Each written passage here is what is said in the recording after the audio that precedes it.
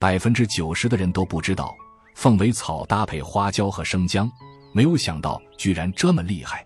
把刚刚采摘回来的凤尾草放入石臼中，加上1勺花椒，带皮生姜5、6片，用力捣碎。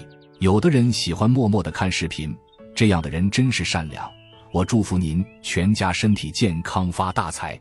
关键一步来了，到最后加上适量的8+1，搅拌均匀，倒进纱布里，然后像我这样做就可以了。老祖宗留下来的老方法自有它的道理，我们要收藏好。